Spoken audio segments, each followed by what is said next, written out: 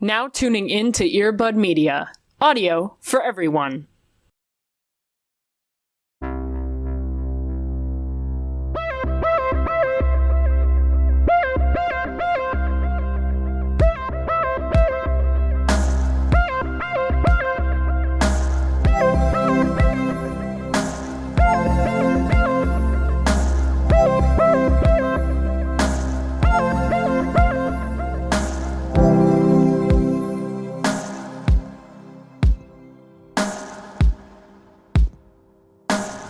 I get nervous about pre-recording now because when this actually comes out, it's going to be so far in the future that, like, we could honestly have flying cars. I don't think it's that far in the future. I got it, but... Sure, I guess anything could happen. You're right. I don't know, man. Like, we have like, literal cocaine sharks now. So, like, do you really want to say we won't have flying cars? I mean, you're right. Do you really want to limit us that much? Right. Fair enough. I mean, I'm just going to manifest, you know what I mean? Like, we're carbon neutral. Okay. Bitcoin's gone when this comes out. Okay. You know? So, welcome into Twilight. We're not recording from the future. We're recording from the past. So, welcome. Whoa. We've been here the whole time. No, shut up. No, that's my biggest fear. That's my biggest fear. I don't want to be sidetracked into a Game Changer episode. That's my biggest fear. No. How are you? I'm here. I'm living. I have a show to bring. Surprise, surprise. To the space. And before I even describe what the show is, I need you to know that the title of the show is bad. It's not a good title. Okay. And that's a qualm I have with it. But it's called Dress My Tour. Dress my tour? My tour. Okay, yes, got it. My tour. Excuse me, my tour. And it is a, like, Project Runway style competition design show on Hulu. Okay. Hosted by Kate Upton, of all people. All right, sure. And it is essentially like a Project Runway, but they are designing stuff specifically for musical artists, like big musical artists. And cool. So each challenge is like, oh, JoJo Siwa's here. Let's give her a look, right? Or Paula Abdul is here. She wants a suit. We're making a suit. Cool. And they just go on and on like that. But it is thrilling, and I always miss, Project Runway or Making the Cut in my heart of hearts, because they're not on all the time. But this is like a fun little moment. But they're also like the people on here. It feels very like cattier even than Project Runway. Like, they're really mean to each other and talking a lot of shit, like, very publicly. And also there's an element of this of like, there's a winner of each challenge and then there's a bottom two. But once that bottom two is selected, the rest of the people, the contestants, have to decide who to vote off. It is not the judges. Oh, no wonder it's so catty then. Yeah, it's incredibly diabolical.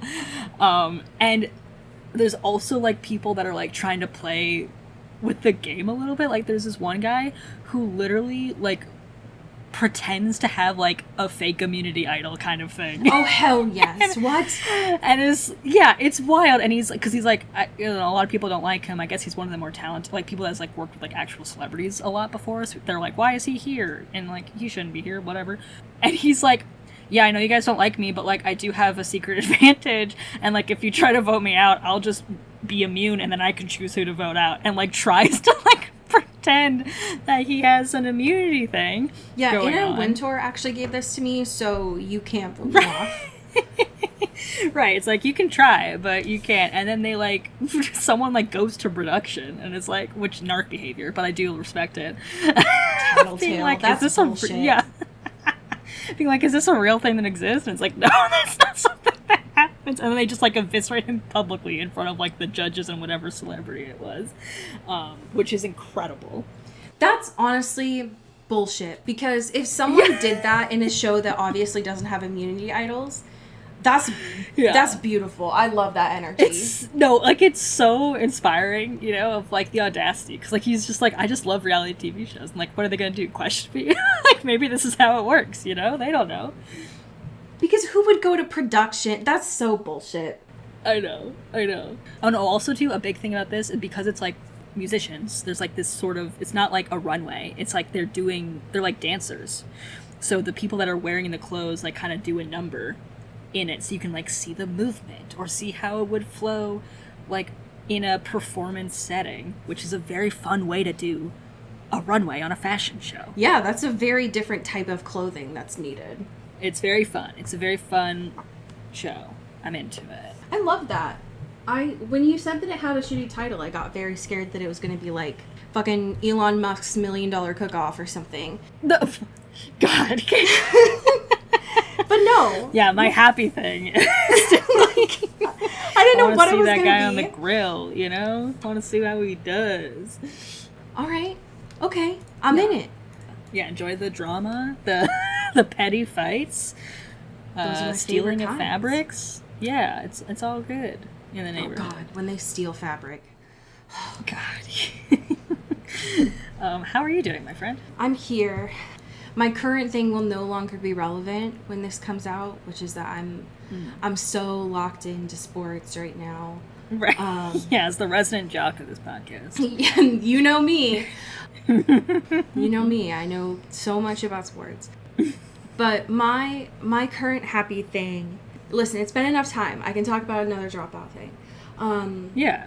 Is from the Dropout Presents series that is coming out this summer. Specifically, Bigger, which is Brennan and Izzy's 45-minute special that just premiered when this airs. Thank God. Now, y'all know this about me. I'm very scared of long-form improvisational comedy. Yeah, this is a true test of strength for you. It is something that, like, when I imagine my, like, jigsaw space, it would be an escape room that's just long-form improv filled. Yeah. And Jigsaw would just be watching me, like, literally clawing my eyes out. Because it would just be my hell. But I have trust in Brennan and Izzy because I've watched them do comedy before. So I was like, okay, I trust you that I'm going to watch this special and I won't get the ick. And I was right. Yeah. I was right that I didn't. I love that. Hell yeah. Which is great. One thing that I appreciated about it is that they took real stories from the audience to do their improv from, which was horrifying that they were real stories from the audience. The hamster? The hamster was terrifying. Yeah. But also the toothbrush. Yes, yep. The toothbrush and the, there's a specific one about dropping matches down, what is that called? The thing that you put the manhole cover under.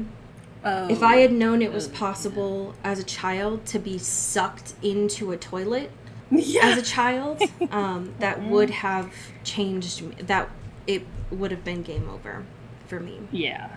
100%. But knowing that these two, not only are they a great comedy pair, but they're married, so they it's like they're communicating telepathically on stage was hilarious to witness. That I highly recommend watching it. It brought me a lot of joy this week. It went by very fast, which I appreciated, and made me very happy. Yeah, the way they can pick up on what each other is gonna do next is so impressive. It felt, what I will say, and this is a compliment, it felt scripted with the flow of how things were going, which is a very, as someone who is so scared of improv, because it often is done poorly, because of the fact that they work so well together, the fact that it felt scripted, there was no downtime, like their communication and how they built off of each other was made it really enjoyable to watch. Yeah. So I highly recommend it. And so far, the other one in the series with Hank was pretty good. This one I very much enjoyed. The previews that they've done for other folks in the series, I'm also very much looking forward to. So yeah, I'm so excited. I'm very much what's to come. I'm very much looking forward to as well. So as always, Sam, get in our inbox.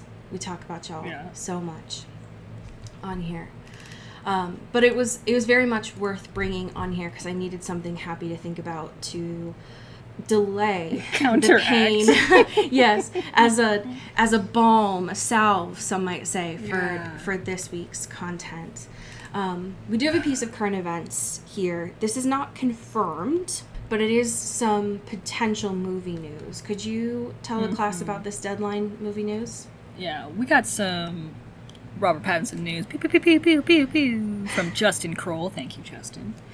Are you related to Nick by any chance, Justin? Yeah, any relation? I guess there is talks of our boy, Robert Pattinson, to star with an opposite of Jennifer Lawrence in a new, thriller movie from Lynne Ramsay, who I very much enjoy, called Die, My Love. And my brain, just looking at these two people together in a movie like that, does rewire something in my brain. The brows? Sure. Yeah, incredible browography for sure is on the table here. Hello? Yeah. And it's also unclear, if he is in this, what his role is. We only really have details what Jennifer Lawrence's kind of role is of trying to figure out what is real and what is not through battling psychosis and things, which is interesting. Can you imagine for me for a moment, this is going to be a thriller, right? So presumably there will be no laughs in it, but can you imagine for a moment how loud the decibel of the laughs between these two would be? Yeah. Oh my god. When Robert really giggles, which it takes a minute, right, for him to get comfortable enough to do a giggle, and Jennifer on set laughing, you'd need earplugs. Yeah. So, if this does happen, sorry to all involved, you know what I mean? Right. You need to keep track of that. But I am curious. Yeah. Because when they do have them paired on this photoshopped image on the deadline piece, they do give strong siblings are dating vibes next to each other. Yeah. I don't hate it. I am curious. Yeah, I do have questions. And I think, Lynne Ramsay would be a good vehicle for Robert to be in. I know he's doing, his sci-fi and voice acting back right now, but, You Were Never Really Here and Joaquin Phoenix and that, very, I think he could tap into a guy like that or an energy like that. The way that she writes and directs, traumatized dudes like that is very good. And I think that's a dramatic bag that he should be fully in. I'm excited. I will say that. So, when we get more details, we'll let you know, but I'm optimistically curious, I will say that. Absolutely. I don't want to talk about this. Oh, you sure? I mean, I do. We're having so much fun. I do, because it was a good episode, but I'm in pain. Yeah. And I'm not caught off guard. I knew what I was going into with this. It's the penultimate of the season. They knew what they were doing when they titled it The Sun Also Rises. I got it. I'm aware. Yeah. I'm picking up what you're putting down very heavily. But just because I knew doesn't mean that I'm also still not in pain from this episode. Right. It still hurt me. Right. Right. And that's something that needs to be atoned and attended to. And I just want to know for y'all in the class who asked us to cover this show, is this what you wanted? I thought this was going to be goofs and gaffs. So why is every episode so painful? Yeah. Are you happy? Are you satisfied? Is this what you wanted, you little freaks? Yeah, You little sickos. Are you enjoying this? This is what you wanted. The preview reminded us that the curse is on. Yeah, y'all forgot about the curse? It's happening. It's happening, and it's very important for you to remember that Damon he got bit by Tyler. So, My how are heart you hurts. doing? Everyone keeps losing people, and I know that's the show. I know that, okay? But at some point, it's like, maybe, can we take a breather? Can we take a beat with this? Because I don't know if these teens can handle any more of this. I feel like I've said multiple times in the show, I don't give a fuck if Jenna dies. I don't give a fuck if John dies. And the writer said, oh yeah? All right, cool. Yeah. Good to know. Bet. Yeah, and I think we did this because we're both like, every time this happens where we're like, oh, a character that hasn't been really interesting so far is finally getting interesting. And we're like, okay, maybe there's something here. Boom, take it away. They're gone. They're dead. So that's great. I love that. Just as Jenna was being like, what if I could have something interesting about me? Like, what if I was a vampire? Or what if I was, at least aware of the situation that's happening with the teenagers that live in my home? But instead, nope, she's gotta go. It's just, I didn't want to be emotionally invested in Jenna this episode. Yeah. And yet, there were parts this episode where even when I knew going into this episode, like, she's gone. Like, don't get your hopes up. Yeah. And even when it was happening, Elena was still in the position of having to comfort her. She's still in the position of having to teach her guardian, right, her proxy parent, how to be a vampire, right? She's parenting her in this moment. So I'm still annoyed at Jenna. And also... Yeah, and, like, even giving her an out, being like, if you have the opportunity, please run. Like, get out of here. Like, that is the move. Because otherwise, like, you could be in a fucked up situation. And guess what? Surprise, surprise. And she, granted, like, the ring of fire, Tien, wasn't turned off for her with as much breathing room as it was for Elena. No, for sure. Yeah, it was kind of a tough so she didn't, thing to yeah, she didn't really get a chance to run, so that's not Jenna's fault. I will give her that. But even in her last moments, there wasn't enough in her character where I was like, you're not... I know that you're afraid. I know that your emotions in this moment are being heightened. Like, even Elena says that, right? That, like, your guilt is being exacerbated. Mm-hmm. I recognize that, and I'm also still like, fuck. Jenna, I need you to give me something right now. I was still really sad when she died. I was. Yeah. Because it sucks. Yeah. But to her credit, she didn't turn her emotions off at the end. Yeah. I don't know if she knew how to properly. But I think I felt more for Elena in that moment, though, than I felt bad for Jenna.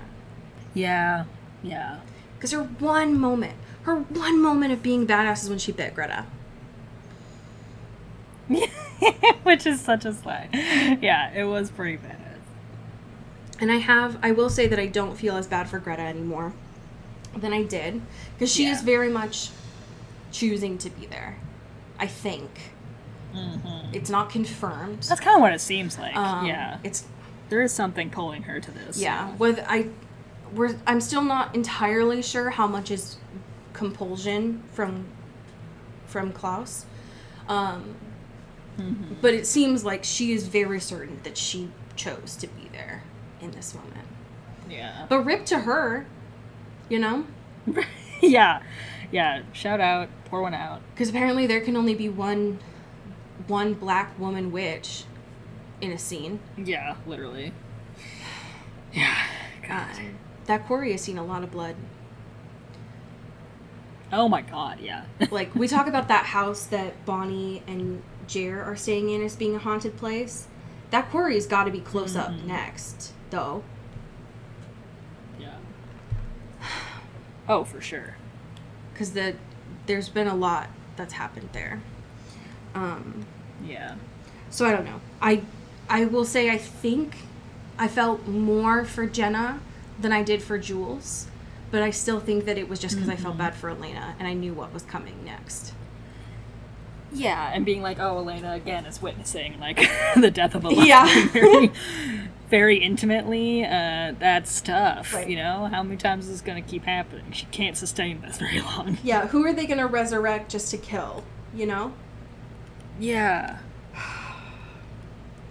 And I knew, again, it's called The Sun Also Rises. I knew there was going to be a lot of death in this episode. There were there were some surprises, I will say. There were some surprise deaths I was not expecting. Yeah. Oh, yeah. Mainly because I was not expecting John to pop up here. Right. And John walks in like, hey, girls, you miss me? He's not last of me. Yeah, Elena, Yeah. were you missing your last biological parent? Did you miss them? Did you want them to die as well this episode? Like, yeah, and also, like, the audacity, right? Of, like, okay, I'm gonna write this fucking letter This motherfucker. and give the ring. And, like, it's, like, maybe not the time, right? Like, maybe, like, read the room a little bit. Like, I know things are kind of hectic right now. However, it seems like this was a thing that you had planned, and maybe that can just wait, like, a couple days if you're gonna do this. Right. Because this kind of hat trick is not great for, Elena or Jeremy, because they're also in the middle of grieving already. So we're gonna make them do it twice in a row? Yeah. What the fuck, And man? John, you did find out from Damon, presumably before you wrote that letter, that she has vampire blood in her. So you know the ring doesn't work. So who's the ring for? Yeah. Then. Right. Jeremy Yeah. already has one. Useless gift. Right. So who's the ring for, my guy? Yeah. Do you think if you wear multiple, like if Jeremy stacks him up, like he'll be like super Yeah. immune? You know what I mean? Like, It's just a 2x power. It's like a NOS button. yeah. Yeah. It's just like adding, you know, he's just equipping another Right. one and he'll be super protected. He just wears that one as like a toe ring. Yeah. That huge like class ring as a toe ring is so funny. Yeah, it's just a thing I'm trying. Like, I can't wear shoes with it because it's ginormous. So I'm more of a slides guy now. No, that's the Gotta thing show about it those off. rings, though. They look like fucking Super Bowl rings. They're so gaudy. Yeah, they're huge. So is he just gonna wear? Jeremy's just gonna wear one on both hands so that he doesn't have like a weight distribution issue. Yeah, yeah. Got to keep the balance, you know. It's just like, I get it, John. I get that you're trying to be self-sacrificing or whatever. That you asked Bonnie to do one extra step to make sure that she was. Listen, Elena was already gonna come back. We knew this because she had vampire blood in her. Mm-hmm. But you just wanted to have one extra precaution to do this spell. Yeah, nasty work. It seems like you Like, wanted are you to. happy with yourself? It seems like you wanted to do that, John. Yeah. So are you good? Is the answer? And it seems like you're not good. No. It seems like the answer is no. Interesting. Interesting, John. Can't say I'll miss you. I'll be honest. Yeah. I would love to know your thoughts on Caroline. My sweet summer child, my baby girl. This whole scene with her and Matt broke me. Because Tyler's doing his werewolf thing, and they're like, all right, let's, you know, be on guard, security, right? Make sure he's good. But Matt kind of lets up the act that he's doesn't know that she's a vampire. And they have this conversation about, like, all that. And there's one fucking moment where she's like, hey, so my mom knows, and it seems like she's kind of really distancing herself from me, and that's not great. Do you think she wants to kill me? And he responds, I don't think she knows what to do with you. Which is so much worse, right? It's like, it's so much of a worse answer. And y'all want us to think just that... like, no, she hates you and wants you to die, you know? Like, fuck. Y'all want us to think that being a vampire isn't inherently queer. What do you want us to do about that dialogue? Yeah, like, how am I... How do you read that as anything what do you want me other to do than with that? queerness? Yeah, seriously. God damn. I wrote that down as well because it fucking broke me, dude. Like... Yeah, I just, like being Caroline, and Caroline is always getting these responses in regards either from or about her mother and her relationship with her, because it is not a great relationship, and it requires a lot of compromise of herself and who she is. But God, if she can't get at least one win about this, or even just stable, like neutral, right? That would be preferable. Then, like, it's not even that she thinks you're evil and, like, thinks you should die. It's just that she's, like, confused about who you are and what you are. And that's kind of worse as far as, like, a relationship with your mom. To have this, what I love about how Caroline's character has grown, and what I think is a really interesting choice from the writing team, is to make this interaction... Caroline and her mom have never been good. They weren't good prior to Caroline being a vampire. But to have this interaction happening when Caroline is on paper the perfect person, right? The person that every parent should be proud of. And so to be... Has done everything right in the eyes of, like, the, you know, doting, like, perfect daughter, you know. Who, like... especially in a small town, is the perfect daughter for a sheriff to have. And so to be having these kinds of conversations where it's like, your mom doesn't know what to do with you, happening to the, like, quote, perfect daughter, and not who you would typically assume this to be happening to, I think is a really interesting character choice for her. Yeah. And I love it. I wanted to hate Matt this episode because his character's not interesting to me. The writers haven't still not giving. The writers haven't done enough with him. The thing is that I don't begrudge him for walking away from Caroline. Yeah. I think that, I mean, you always have a choice in relationships, but, like, as he says, he has also been parentified his whole life. We saw it with his mom and his sister. And he is basically telling her, like, this is not really about you. I just need normal. Nothing in my life has been normal, and I want normal. And that's not her fault, but naturally, because it's Caroline, she's going to think it's her fault. Yeah. So I don't blame him. I think Matt has been done dirty by the writers. Oh, sure. And he is, like, I mean, he's supposed to be a boring character, because he's, like, dude who stays in a small town. But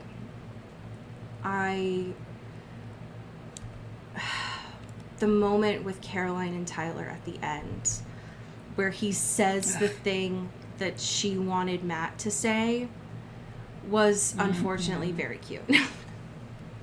Yeah. It's fucked up. And one thing I love about Caroline, because it's very typical of her character, where she's, like, trying to laugh off something that's really painful, and her laughing turns into crying. So real. So love you, Caroline. You're so real. And so I thought that was beautiful. What makes me nervous, and I think I started thinking this a couple episodes ago, now that Klaus is, like, a real hybrid, because the curse worked, which I thought that because Elena had vampire blood in her, it wasn't going to work, but fuck me, I guess. But I guess the rules. But I guess that doesn't different. But whatever, I guess. I'm just wondering, Caroline, do you just have a wolf thing? Are you just horny for wolves? Are you like Jeremy and you just like creatures? Right. Which is fine, you know. Love who you love. But I just want you to be honest with yourself that maybe it's not Tyler and maybe maybe that's why Klaus comes into the picture is you just like creatures. And he's a double creature. Oh, that's fine. You know? Yeah. Jeremy hurt me this episode. Yeah. He's been through so much. He can't take it anymore. Him being knocked out and having to stay in the house was unfortunately a good idea, but I know that he didn't want that to happen. Yeah. Yeah. It's like, I want to be part of the heist. Maybe he can try and convince Bonnie now because he'll have 2 rings, so he's like double strong. Right. She was so badass this episode. Oh my god, are you kidding? Like, her just like yelling at Elijah and Klaus, being like, you motherfuckers, if you don't, I will kill both of you and myself. I don't give a fuck. I'll burn this whole town to the ground. I don't give a shit. Yeah. If you flip-flop on us right now, I swear to God, I will end your lives so quickly and you will rue the day. Absolutely. And she clocked that shit from a mile away. Of being like, yeah, and fucking Elijah getting manipulated by his brother. And Stefan did it earlier. Like, oh. He asked, because he's like, listen, I've wanted to kill Damon 1,000 times. Right. And I've never been strong enough to do it. So are you for real? Right. Look me in the eyes. Are you actually going to kill Klaus? He said, can I trust you, bro? He said, for real, for real? Like in the Big Brother house, he was like, absolutely. I'm going to vote with you 100%. Yeah. You are not a pawn. You're not a pawn. You're not my secret target. It's going to be fine. Don't you even worry, bestie. I got you. Stefan, you're not a pawn. Immediately, yeah, I'm not going to blindside you. Of course not. Of course not. I would never do that. Fucking Klaus said, I know where your family is. And what the fuck did Elijah do? Older brother folded. Absolute rat. Can't be trusted. Stefan's a pawn. What a shock. Yeah. Womp womp. Julie Chen over on the quarry rock saying, we all saw it coming, Stefan. You got bamboozled. Nobody was shocked but you, Stefan. Yeah. Listen, I mean, how else is the originals going to happen? Or whatever. Mm-hmm. But Elijah, you did have your hand in his chest cavity. You did have your hand around Klaus's heart. So, yeah. I don't know. You were at not even the 11th hour, homeboy. Like, you had a second. You were there. Right. You were so close. And I'm also just curious, like, because they moved so quickly, right? Like, I'm just wondering, like, his hand literally inside of his chest, holding his heart, like, so close to just killing him. Yeah, and then they Chris Angel'd out of there. Where the fuck? Right, then they get the aha moment and Chris Angel's out of there. And I'm like, did he just, like, what was the arm movement to, like, wrap around and, like, run over and zip out of there? It's very impressive. I'm just curious, you know? Yeah, apparently the originals have some different... they got other shit going on. Yeah. Yeah. Damn, have you ever thought that Chris Angel might be an original? You know? Yeah, I mean, you're not wrong. He was one of the other brothers, you know? Like, that's the only thing that explains it, right? Right. Like, how else could he do all those tricks? Yeah. Listen, with the way that Klaus was acting this episode, I'm not going to put it past him. They do have that kind of wild energy, so I'm just saying don't count it out, is all. Right. Oh, yeah. That's all I'm asking. Yeah. I know that Stefan had the best intentions this episode to be like, I'm going to swap for Jenna. But he got with that wooden stake so quickly. Yeah.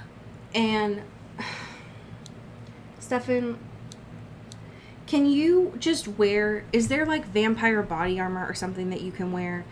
Because you go down so easily with wood. It's kind of embarrassing. Yeah. It's so embarrassing. And like both him and Damon for different reasons, and we'll get to that, are like, what if we sacrifice ourselves? You know, and it's like, okay, geniuses. Like, first of all, there's other things at play here, and also this cannot be your backup plan. That sucks. That's a bad plan, and it won't work. And also, y'all can't fight for shit. Correct. Respectfully, y'all have needed Bonnie's ass to save you almost every time, and Elena, and other people, Jeremy even, Right. because y'all can't put up a fight against anyone, let alone an original. Like, be so for real right now. The fact that they're still Be so underestimating the originals at this point. How much more do you need of information to know this is not a fair fight? It's not think even a little creatively. It's not even lack of information at this point. It's just the Salvatore ignorance. It's embarrassing. Right, like open your eyes. Please. This is happening. This is based on experience. You've known this. Like, this is things you've encountered. What are you talking about? They're so embarrassing. And I know it's because she was a human. But Elena did go down quite fast after that drinking. Yeah. It's not her fault. But I do feel like she was like, maybe if I just drop really quick, he'll stop. So maybe they won't notice. Maybe they won't notice. Or just hit the floor right fast. Maybe I just fall on this slab, he'll stop touching me. Which good on her, you know what I mean? Yeah. I weirdly also felt really bad for Rick this episode, because he wanted to be at that fight real bad. Yeah. He has personal beef with Klaus. Oh, sure. And I don't blame him. Yeah. But to have... When Damon came back with Elena's body... Damon was on my shit list this episode. Because he was bringing me a lot of emotional suffering. But when he came back with Elena's body and was like, listen, I do need you to come back because I can't stand the idea of you hating me forever. Get out. Like, go fuck yourself, please. Yeah, and him being like, if you turn into a vampire, I'll stake you myself, so don't do that. Ouch. Ouch. And it's like, homeboy, we wouldn't have a problem about this if you hadn't given her your blood, so... Yeah. But anyways. And this was the first time that I can remember him saying Jeremy's full name. Was when he said, I'm sorry to him. Yeah. And he doesn't even like Jenna. But he said, I'm sorry to Jeremy. Yeah. That sucked. I felt really bad for him, and I felt really bad for Rick in that moment. Yeah. Damon, I shouldn't have been surprised. But the fact that he went until, like, I think it's 12 hours? Maybe less in the entirety of this episode. Maybe it was like 4. It felt like a really long time. But he went this whole episode without telling anyone that he was bit. He only said it to Catherine because she knew. Right. And also, like, I know this was like a reveal or whatever. Also, wild timing to do it at the funeral as well. But dude. Damon is also, like, wearing a shirt that has his sleeves, like, rolled up. And so, like, his arm is very, like, visible. Yes. Like, he shows it to Stefan, and he's like, it's just on his forearm. And he's like, oh, God. You know? It's like, it's just been out this whole time? What the fuck, man? Yeah, it's spread from his shoulder, like, down his arm at this point. Yeah, it's moving, it's spreading. It's not looking great. It's not. No. And we finally see, like a vulnerable brother moment between them. Where Stefan is like, oh, surely there's something we can do. Like, we did it for Elena. Like, when there was nothing we could do, and now maybe we can do it for you. And Damon's like, all right, I got a death wish, though, brother. So, just don't tell Elena, because I don't want her to cry at another grave right now. But y'all have fun eating crudités at the house. And then he enjoy. moonwalks out of the graveyard. Yeah, 360 no scope, fucking moonwalks out of there. Sun setting beautifully on his little body as he struts down. And he's like, all right, peace out, Girl Scouts. I fucking hate this man so much. Yeah, the absolute drama, the diva of this man is palpable. Damon. Damon, don't. Yeah, I want to shake him. I all do. the time. I do. I want to shake him so bad. Especially because it's very important for fellow CW fans to know that Supernatural, during their season 2 episode 21 and 22, had a identical plot happen between their brothers. Where Incredible. one got, and then the other was like, I'm going to make a deal with the devil to bring you back.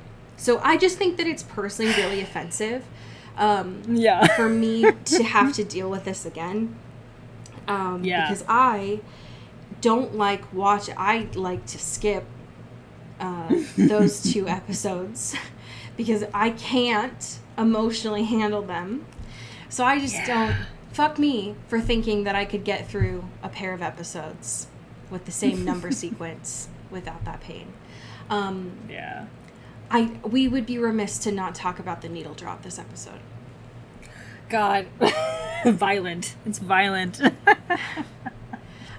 You're gonna throw skinny love at me? You're gonna do that? How dare you? What made Show you some think that respect. was okay? Have some decorum, Fuck. I'm already trying to handle listening to John read this letter. Right. And watch this funeral scene for Jenna. Yeah. I don't need more emotion. I'm good. I'm good. I'm maxed out. I was already fully aware of the tone of this moment. Yeah. You don't need to come in with a literal, just like side-swiping gut punch of skinny love. Yeah. Yeah, come on now. Rude. The absolute nerve.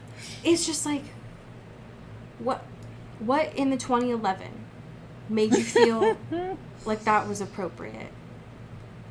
I know the fan videos at this point just were just nasty. This inspired too many people. Oh, yeah. Inappropriate. Here's my question. Do you think that Jenna comes back in any form? Like, do you think that we get flashbacks with her or something? I think it's possible, because it still feels very early. Like, I know we're at the end of the 2nd season, but I think there is a universe in which there's something. Yeah, I mean, she's like fully gone girl, right? Because she's like gray. Like, she's definitely dead, but like, what if, Yeah. They definitely made a whole big deal about her being dead, but also, I'm nervous. yeah. Because this feels... I don't know how next week is anything other than all about Damon. Yeah. The thing is that I know that Damon exists beyond season 3. Just from, like, general context of this world. Yeah. But, like, now I'm curious about in what form that happens. Yeah. And what kind of... Oh, God. In what context. The finale is titled As I Lay Dying, which does not make me feel Awesome. good. Yeah, not a lot of confidence. Yeah, it doesn't make me feel in any shape or form confident. Well, hey, at least we got another town event. Yeah, we are back to events. This one is another Gone with the Wind thing. Yeah. As if we needed more racism here. Yeah, let's just keep that going, you know? I'm so nervous. We do have some amazing patrons to thank, though. Do you want to start us off? Absolutely. Thank you to Sean Salvatore. Ooh, thank you to Megan Pattinson. Ow. Thank you to Katya Karp. Ooh, thank you to Ashlyn Vogel. Pew pew. Thank you to Genevieve Morgan. Ooh, thank you to Danielle Burke. Ow. Thank you to Janae Bennett. Ooh, thank you to Sophia Salinger. Ooh. Thank you to Dan Zeklos. Ooh, thank you to Emily Ozera. Ow. And last but certainly not least, thank you to Jaylene Ivashkov. Ooh. Pew pew pew. Welcome back. Welcome back to the squad. I have a fan fiction for you.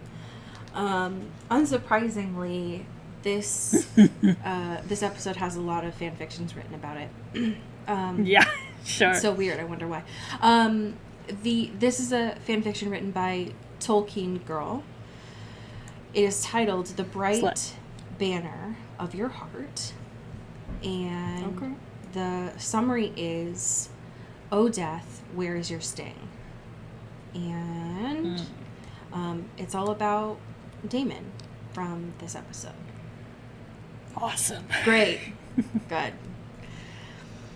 When he was trying to hold on a little longer, trying to prevent Elena's mourning, trying to kill Klaus and Elijah, keep it all from folding in too soon, like a deck of cards gone flat and purposeless, when all of this was fast-moving misery, he liked to think of the near past.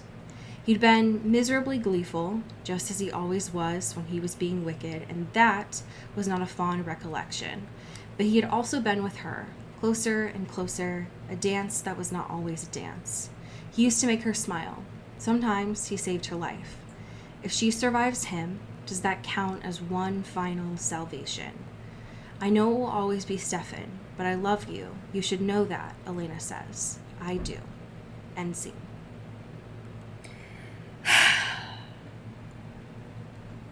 It's just all happy stuff in this show. Just really good, peaceful, enjoyable, loving. I'm so glad that you all suggested just a really happy show for us. Everyone knows that when Birdie's playing, it's all happy stuff. Well, friends, next week is the finale for season 2. Ooh. So, good time to catch up on the Vampire Diaries. Good time to tell your friends. And, as we say here in the Pacific Northwest, get bit. ooh. Ooh. Into the Twilight is an Earbud Media production. You can follow us on Twitter at Into the Twilight or on TikTok at Into the Twilight Show. You can find me at Cody Corral on Twitter and Allie at Alexandria Does. And you can support us on Patreon at patreon.com/IntoTheTwilight. We have merch, so much stuff. All those links are in the episode description. And make sure to rate and review us on your favorite podcast hosting platform. It really helps the show. Thanks. Bye. You've been listening to Earbud Media Production. Earbud Media, audio for everyone.